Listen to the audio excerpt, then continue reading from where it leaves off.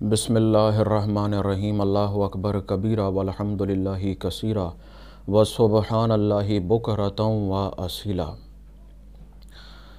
तमाम इबादात का मग़ज़ जो है वो दुआ को कहा जाता है, और दुआ का तरीक़ेकार ऐसा है कि हमने कोई भी इबादत की, कोई वजीफ़ा पढ़ा, कोई दुआ पढ़ी, कोई तस्बीहात की, उसके बाद आपने रब ताला की बारगाह में दुआ के लिए हाथ उठाए, दुआ की, और उसके बाद आपने आमीन सुम्मा आमीन करके अपनी इबादत को और दुआ को मुकम्मल किया।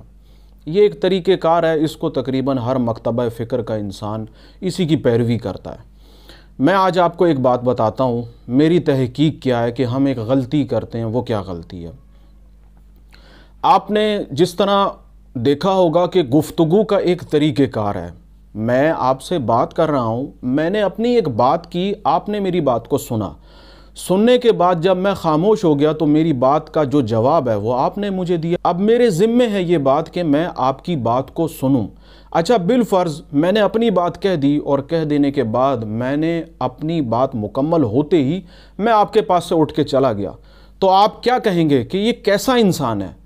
मैंने इसकी बात सुनी, अब जब मेरी बोलने का मेरा वक्त आ रहा है तो ये इंसान उठ के चला गया। ये कैसा नामुनासिब अमल है। तो असल में दुआ के वक्त जो करते हैं वो हम यही करते हैं। दुआ ज़रूर मांगनी चाहिए, मांगते हैं लोग, शिद्दत के साथ दुआएं करते हैं। आपने दुआ की, दुआ कर लेने के बाद अपने इन हाथों को ऐसे ही उठाए रखा और ये सोचा कि रब ताला की ज़ात जो है वो वहुव समीउल बसीर है।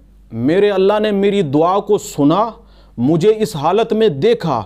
अब मेरी इस फरियाद और आहो बका के बाद मेरा अल्लाह मुझे जवाब दे रहा है, मेरा अल्लाह मेरे उस सवाल पर कह रहा है, मेरी उस दुआओं पर कोई बात कह रहा है। आपने इस अंदाज से हाथों को उठाए रखा और इस इंतज़ार में रखा कि जो मेरे अल्लाह ने कहा वो हक़ कहा, सच कहा। कुछ देर, कुछ लम्हात ऐसे कर लेने के बाद इस नीयत के साथ कि मेरा अल्लाह मुझे जवाब दे रहा है, मेरे अल्लाह मेरी दिलजोई कर रहा है, मेरी पुश्त पे उसने हाथ रखा, मुझे तसल्लियाँ दी, इस अंदाज से हाथों को उठा के रखा। और उसके बाद कुछ लम्हों के बाद ये दुआ की कि अल्लाह, मुझे कामिल मेरा ईमान है कि जो मैंने कहा आपने उसको सुना और सुनने के बाद उसका जवाब दिया मौला, लेकिन मैं आपकी इस बात को समझ नहीं सकता हूँ, मैं लाइल्म हूँ, मैं कमज़ोर हूँ। ऐ अल्लाह, मुझे इतना फ़हम दे दे कि मैं इन बातों को समझ सकूँ, तेरी कुदरत को समझ सकूँ, तेरे राज़ो न्याज़ को समझ सकूँ।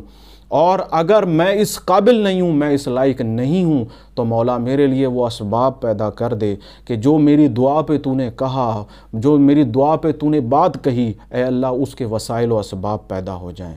तो दुआ ज़रूर कीजिए, दुआ करनी चाहिए, लेकिन दुआ के आखिर में जवाब का इंतज़ार किया करें।